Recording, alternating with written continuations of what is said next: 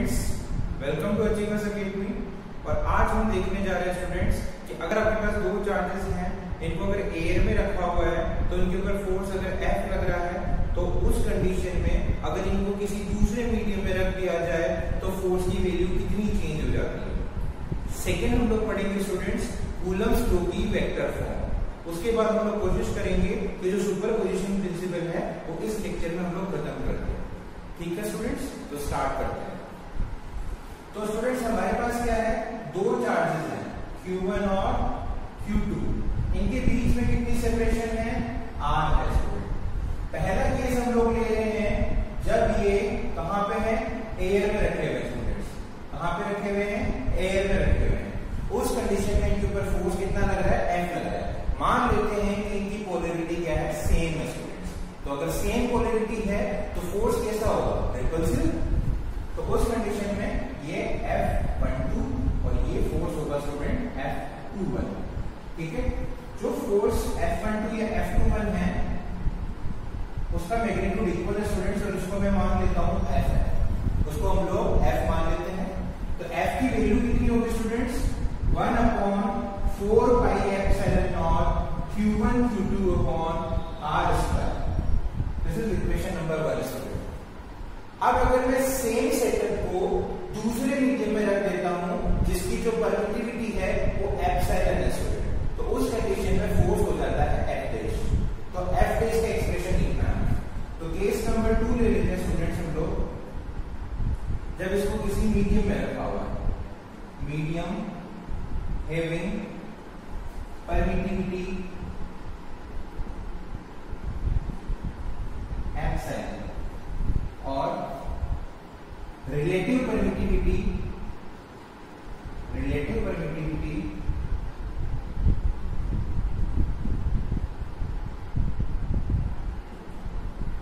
Epsilon. ठीक है, तो रिलेटिव परमिटिविटी कितनी है, एप्सिलॉन आर है, और उसकी जो परमिटिविटी है वो एप्सिलॉन है ना। सेटअप सेम ही है, यानी चार्जेस की मैग्नीट्यूड क्या है, सेम है। इनके बीच की सेपरेशन को भी हमने चेंज नहीं किया है, बस ये जो मीडियम है स्टूडेंट्स वो चेंज हो गया और उसकी परमिटिविटी कितनी है, एप्सिलॉन। ठीक है, तो इस कंडीशन में फोर्स हम लोग मान लेते हैं F डैश लग रहा है। ठीक है, ये F डैश है स्टूडेंट। तो F डैश का मैग्नीट्यूड कितना होगा, ठीक है, F डैश का स्टूडेंट मैग्नीट्यूड कितना होगा, 1/4 पाई एप्सिलॉन। तो यहाँ पे एप्सिलॉन नॉट था, अगर मीडियम चेंज करोगे तो आप मीडियम की परमिटिविटी आ जाएगी स्टूडेंट। ठीक है, तो 1/4 pi epsilon Q1 Q2 upon R square. इसको हम लोग सेकेंड इक्वेशन से रिप्रेजेंट करेंगे। ठीक है स्टूडेंट्स, अब हमें F डैश और F में रिलेशन पता करना है। तो हम क्या करते हैं स्टूडेंट्स, इक्वेशन नंबर 2 को इक्वेशन नंबर 1 से डिवाइड कर देते हैं स्टूडेंट्स। ठीक है, यानी इस वाली इक्वेशन को इस वाली इक्वेशन से डिवाइड कर देते हैं। ठीक है, तो हमारे पास आता है students F dash upon F equals to 1/4 pi epsilon Q1 Q2 upon R square divided by 1/4 pi epsilon naught Q1 Q2 upon R square. तो स्टूडेंट्स ये तो पूरा कैंसिल हो जाता है, फिर आप देखेंगे 4 पाई से 4 पाई भी गया, तो F डैश अपॉन F जो आएगा स्टूडेंट्स हमारे पास वो एप्सिलॉन नॉट अपॉन एप्सिलॉन के इक्वल आएगा। हमने प्रीवियस लेक्चर में स्टूडेंट्स ये देखा था, जो एप्सिलॉन अपॉन एप्सिलॉन नॉट होता है वो एप्सिलॉन आर के इक्वल होता है, यानी ये इसका एप्सिलॉन आर का रेसिप्रोकल है स्टूडेंट, यानी 1/4 एप्सिलॉन आर की वैल्यू हमें गिवन है। ठीक है, तो आप मेरे को बताओ, एक तो F डैश अपॉन F की वैल्यू होगी 1/4 एप्सिलॉन आर, है ना।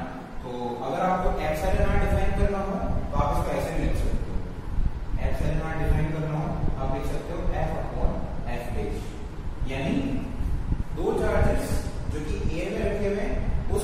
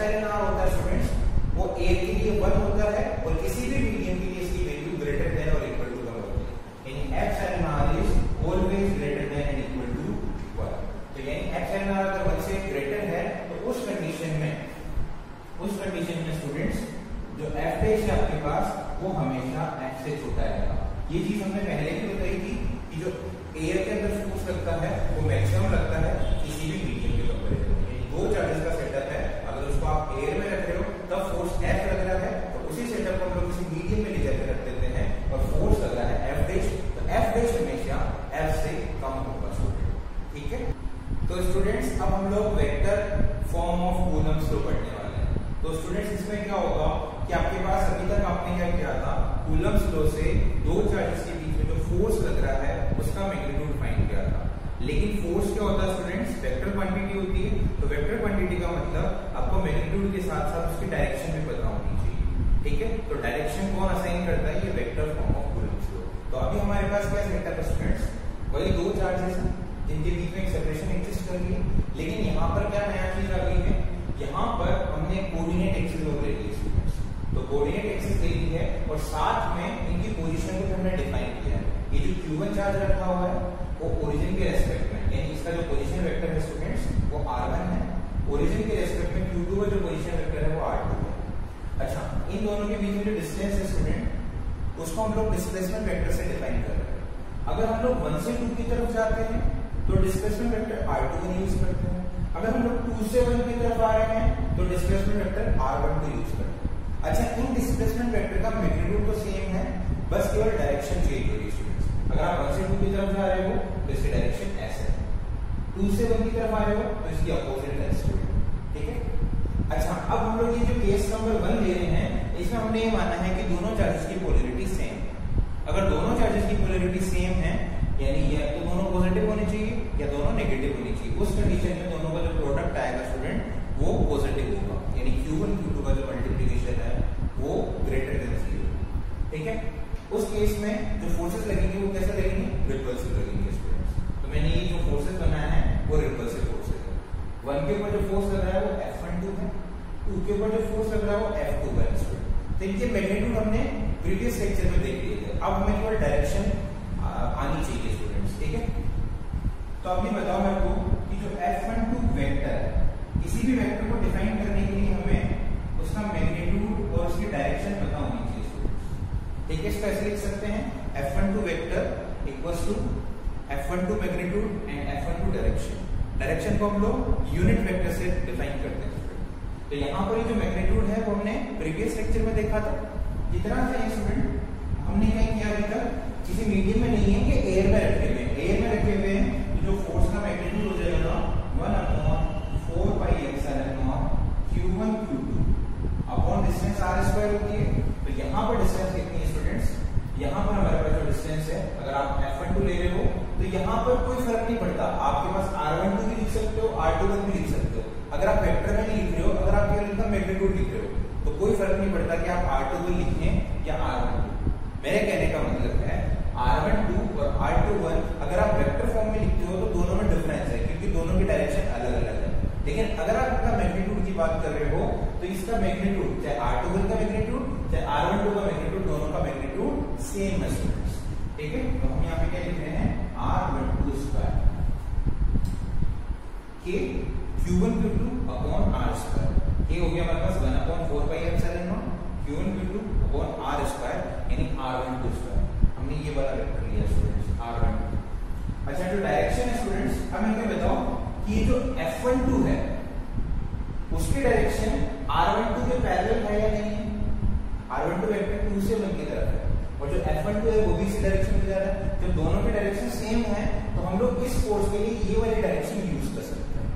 जब दो वेक्टर्स पैरेलल होते हैं तो हम लोग किसी एक वेक्टर की डायरेक्शन दूसरे वेक्टर के लिए यूज कर सकते हैं।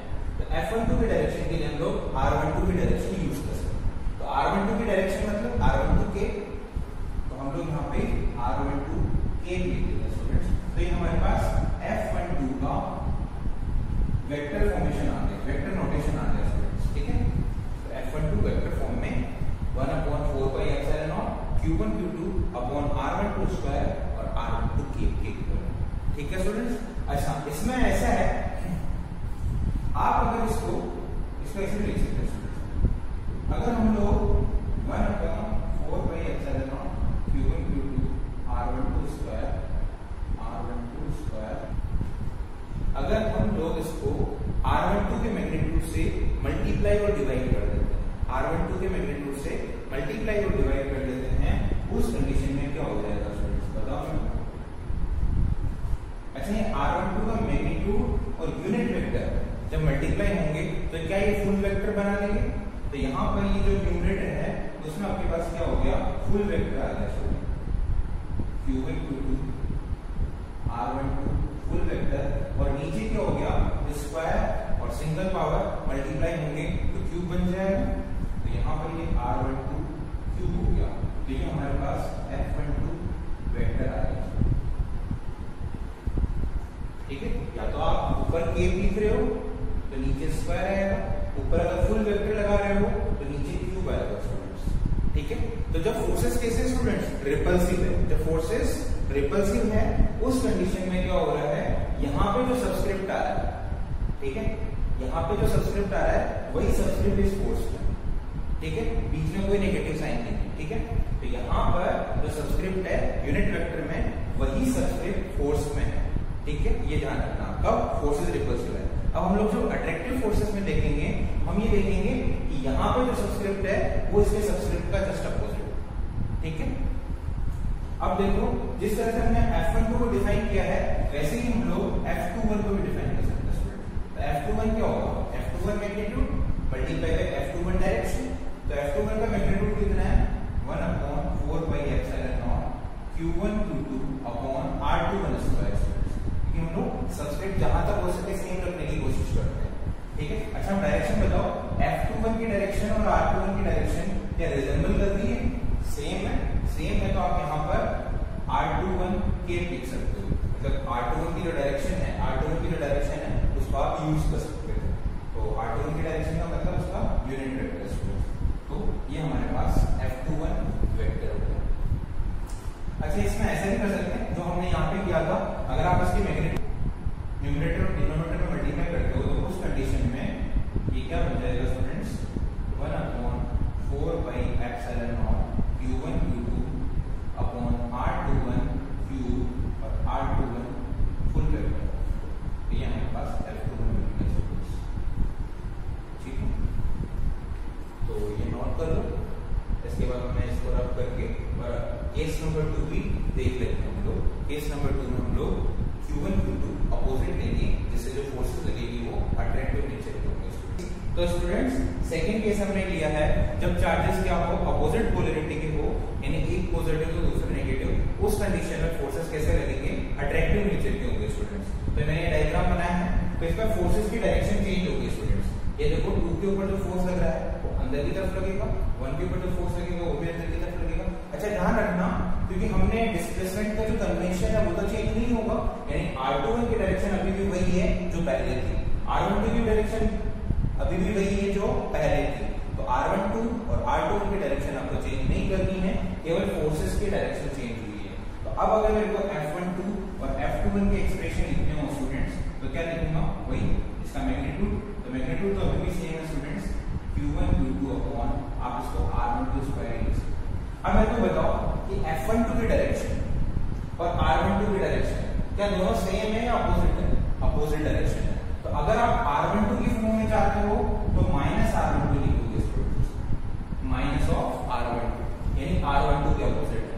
या फिर आप इसको दूसरे मेथड से भी देख सकते हो कि यहाँ पर R21 और F12 दोनों पैरेलल है, R21 और F12 दोनों पैरेलल है। तो आप इसमें इसकी जो डायरेक्शन है वो R21 की से भी दे सकते हो students, 1/4 pi epsilon naught Q1 Q2 upon R12 square. यहाँ पर तो R12 स्क्वायर चलने तो कोई दिक्कत नहीं है, लेकिन जो यूनिट वेक्टर है उसमें आप R21 के लिख सकते हो।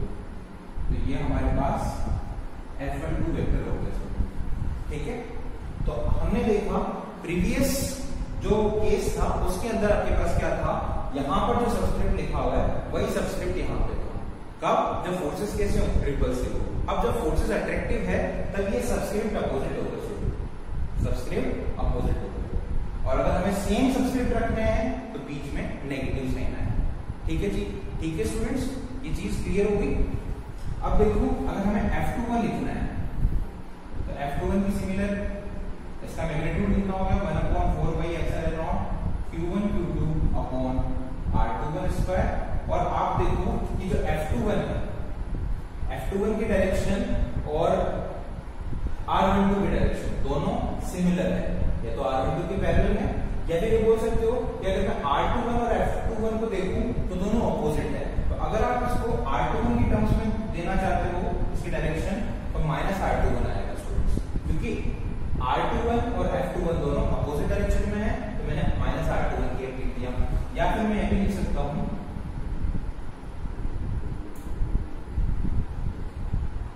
Q1 Q2 R21 स्क्वायर,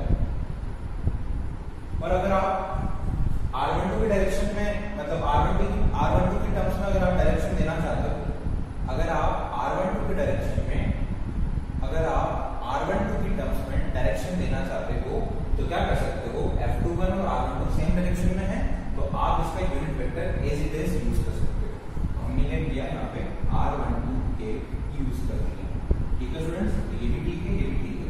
अच्छा, मुझे क्यूब वाला टर्म है तो आप ऐसे भी बना सकते हो, अगर आप इसको न्यूमरेटर और डिनोमिनेटर को मल्टीप्लाई कर देते हो R21 मैग्नीट्यूड से, तो ऊपर फुल वेक्टर हो जाएगा और नीचे क्यूब आ जाएगा। सिमिलरली अगर आप इसको भी अगर आप इसे R12 मैग्नीट्यूड से मल्टीप्लाई कर देते हो तो ऊपर फुल वेक्टर आ जाएगा और नीचे क्यूब हो जाएगा। अच्छा, ये मत देखना कि आप R2 यहाँ लिखा हुआ है या फिर R12 है, कोई फर्क नहीं पड़ता, नीचे तो मैग्नीट्यूड ही है। R12 का मैग्नीट्यूड और R21 का मैग्नीट्यूड दोनों सेम है स्टूडेंट, उससे कोई फर्क नहीं पड़ता है। अच्छा, तो स्टूडेंट्स इसको अगर मैं इक्वेशन नंबर 1 और इसको इक्वेशन नंबर 2 अज्यूम करता हूं, तो उस केस में हम लोग देखते हैं कि ये वाली चीज तो पूरी सेम है क्योंकि मैग्नीट्यूड है। अच्छा, इसमें भी R12, इसमें भी R12 आ रहा है, तो डिफरेंस कहां आ रहा है दोनों इक्वेशंस में, केवल एक नेगेटिव साइन का डिफरेंस आ रहा है। इसका मतलब F12 और F21 मैग्नीट्यूड वाइज इक्वल हैं और डायरेक्शन वाइज अपोजिट हैं स्टूडेंट्स। तो हम लोग इसको ऐसे बोल सकते हैं F21 = F12, तो यानी न्यूटन के थर्ड लॉ ऑफ मोशन को ओबे कर रहा है students, Newton's third law of motion को ओबे कर रहा है। अच्छा, साथ में ये क्या है, ये इन दोनों को ज्वाइन करने वाली जो लाइन है, दोनों चार्जेस को ज्वाइन करने वाली जो लाइन है उनके अलोंग ही लगते हैं स्टूडेंट्स फोर्सेस, है ना। ये दोनों फोर्सेस दोनों चार्जेस को ज्वाइन करने वाली लाइन के अलोंग ही लगते हैं, चाहे अट्रैक्टिव होंगे तो अंदर की तरफ ऐसे लगेंगे, रिपल्सिव होंगे तो बाहर की तरफ लगेंगे, लेकिन लगेंगे कैसे, लाइन ज्वाइनिंग के अलोंग, ऐसा ही नहीं परपेंडिकुलर लग रहे हो। तो अगर फोर्सेस लाइन ज्वाइनिंग के अलोंग लगते हैं तो इनको हम लोग सेंट्रल फोर्स बोलते हैं स्टूडेंट, तो इस टाइप के फोर्सेस को हम लोग सेंट्रल फोर्स बोलते हैं। फिर बात आती है कि आपके पास ये जो फोर्सेस है, इलेक्ट्रोस्टैटिक फोर्स, ये डिस्टेंस के स्क्वायर के इनवर्सली प्रोपोर्शनल होते हैं, इसलिए इनको बोला जाता है कि ये इनवर्स स्क्वायर लॉ को ओबे कर रहे हैं, इनवर्स स्क्वायर लॉ को फॉलो कर रहे हैं स्टूडेंट्स, ठीक है। तो इतना हमने कवर कर लिया है। इसके बाद हम लोग सुपरपोजिशन प्रिंसिपल देखते हैं स्टूडेंट, इतना हमने कवर कर लिया है। इसके बाद हम लोग स्टूडेंट्स सुपरपोजिशन प्रिंसिपल देखते हैं, तो आप इसको नोट कर लो और इसके बाद, है ना, या फिर आप इसको नोट कर लो या फिर आप चाहो तो स्क्रीनशॉट ले लो। इसके बाद हम लोग सुपरपोजिशन प्रिंसिपल देख लेते हैं स्टूडेंट्स। सुपरपोजिशन प्रिंसिपल किसके लिए एप्लीकेबल है स्टूडेंट्स, अगर आपके पास एक सिस्टम ऑफ चार्जेस रखा हुआ है और उस सिस्टम ऑफ चार्जेस में से किसी एक चार्ज के ऊपर आपको नेट फोर्स निकालना है, तो ये नेट फोर्स की वैल्यू सुपरपोजिशन प्रिंसिपल प्रोवाइड करता है स्टूडेंट्स। तो हमने क्या किया, हमने तीन चार्जेस का एक सिस्टम लिया है जिनके पोजीशन वेक्टर R1, R2 और R3 है। तीन चार्जेस हैं Q1, Q2, Q3 और इनके जो पोजीशन वेक्टर है R1, R2, R3 है स्टूडेंट्स। हम चाहते हैं कि जो सेकंड चार्ज है उसके ऊपर नेट फोर्स कितना लग रहा है वो बताओ। तो उस कंडीशन में हम लोग क्या करते हैं स्टूडेंट्स, आपको क्या करना है, दो दो के पेयर बनाने हैं, है ना। या तो ये कर सकते हो, तो दो दो के पेयर में क्या होगा, Q2, Q1 का एक पेयर बनेगा, Q2, Q3 का एक पेयर बनेगा, यानी Q1 Q2 के ऊपर कितना फोर्स लगा रहा है आप वो देखो। जब आप ये चीज नोट कर रहे हो, यानी Q1 का Q2 के ऊपर इफेक्ट देख रहे हो, उस कंडीशन में आप ये भूल जाओ कि यहाँ पर थर्ड चार्ज भी प्रेजेंट है। आपको ये नहीं सोचना कि और चार्जेस यहाँ पे प्रेजेंट है, आप तो ये देखो कि यहाँ पर केवल अकेला चार्ज है और कौन है, Q1 है। तो Q1 का Q2 के ऊपर फोर्स देखो कितना है, F21 है। सेकेंड चार्ज के ऊपर फोर्स कौन लगा रहा है, फर्स्ट चार्ज, इसकी वैल्यू कितनी है, F21। किधर लगेगा, बाहर की तरफ। अगर मैं ये मानता हूं कि तीनों के तीनों चार्जेस क्या हैं, सेम पोलैरिटी के हैं, उस कंडीशन में फोर्सेस कैसे होंगे, रिपल्सिव होंगे, तो बाहर की तरफ लग रहा है। अच्छा, Q2 भी Q1 के ऊपर उतना ही फोर्स बाहर की तरफ लगाएगा, कितना, F13। लेकिन हम लोग नेट फोर्स किसके ऊपर निकाल रहे हैं, Q2 के ऊपर नेट फोर्स निकाल रहे हैं, तो हमें केवल इसके फोर्सेस को कंसीडर करना है, बाकी फोर्सेस को हमें कंसीडर नहीं करना है, ठीक है, क्योंकि हमें नेट फोर्स इसका चाहिए, ठीक है। अब क्या करते हैं स्टूडेंट्स, जब हम लोग थर्ड वाले चार्ज का इफेक्ट सेकंड वाले चार्जेस के ऊपर कितना है, अब हम थर्ड चार्ज का सेकंड चार्ज के ऊपर कितना फोर्स लग रहा है वो देख रहे हैं, तो उस कंडीशन में आपको ये भूल जाना है कि फर्स्ट चार्ज यहाँ पे प्रेजेंट है, ठीक है। तो जब हम लोग क्या करते हैं, दो के पेयर बनाते हैं, दो के पेयर में बाकी जो चार्जेस रखे हुए हैं उनको हम लोग एब्सेंट मान लेते हैं और उनका फोर्सेस निकालते हैं, ठीक है। तो जिसके ऊपर हमें नेट फोर्स निकालना है, केवल उसी की फोर्सेस को हमें कंसीडर करना है, यानी जो थर्ड चार्ज है वो सेकंड के ऊपर कितना फोर्स लगा रहा है, बाहर की तरफ लगा रहा है कितना, F23, सेकंड भी थर्ड के ऊपर फोर्स लगा रहा है और F32 लगा रहा है, लेकिन हमें इसको कंसीडर नहीं करना है स्टूडेंट, क्योंकि हमें थर्ड के ऊपर नेट फोर्स नहीं चाहिए, हमें फर्स्ट के ऊपर नेट फोर्स नहीं चाहिए, हमें सेकंड चार्ज के ऊपर नेट फोर्स कितना लग रहा है हमें वही निकालना है, तो हमें केवल इसके फोर्सेस को कंसीडर करने हैं। जब आपके पास ये सारे फोर्सेस आ गए, तो अब क्या करोगे, आप इन सारे फोर्सेस का वेक्टर सम करेंगे स्टूडेंट्स। तो वेक्टर सम के हमारे पास 3 लो हैं, ट्रायंगल लो, पैरेललोग्राम लो और पॉलीगन लो, जिस भी लो से आप कंफर्टेबल हैं उससे आप नेट फोर्स निकाल सकते हैं, ठीक है। तो मैं पैरेललोग्राम लो से इसका वेक्टर डायग्राम बना देता हूं स्टूडेंट्स, तो ये आपके पास नेट फोर्स है स्टूडेंट्स, ठीक है। तो आप ऐसे लिख सकते हैं, जो F नेट होगा वो F21 और F23 का वेक्टर सम होगा स्टूडेंट्स, F21 और F23 का वेक्टर सम होगा। आप चाहो तो F21 और F23 की एक्सप्रेशंस भी निकाल सकते हो। F21 का एक्सप्रेशन कैसे होगा स्टूडेंट्स, F21 का एक्सप्रेशन निकालना है, तो F21 कितना हो जाएगा, 1/4 pi epsilon naught Q1 Q2 upon R21 square, और आपके पास R21 के R21 की तरफ ही F21 और R21 की डायरेक्शन सेम है। अच्छा, आपको अगर F23 निकालना है, तो कितना हो जाएगा students, 1/4 pi epsilon not Q2 Q3 और R23 स्क्वायर R23 के। तो देखो R23 की डायरेक्शन और F23 की डायरेक्शन क्या है, पैरेलल है, मैंने इसका कैलकुलेटर लगा दिया, ठीक है। F21 लिख दिया हमने, F23 लिख दिया, अभी दोनों का करना है वेक्टर सम, ठीक है। तो ये हमारे पास सुपरपोजिशन प्रिंसिपल होता है। अब आगे के लेक्चर्स में हम लोग इसके न्यूमेरिकल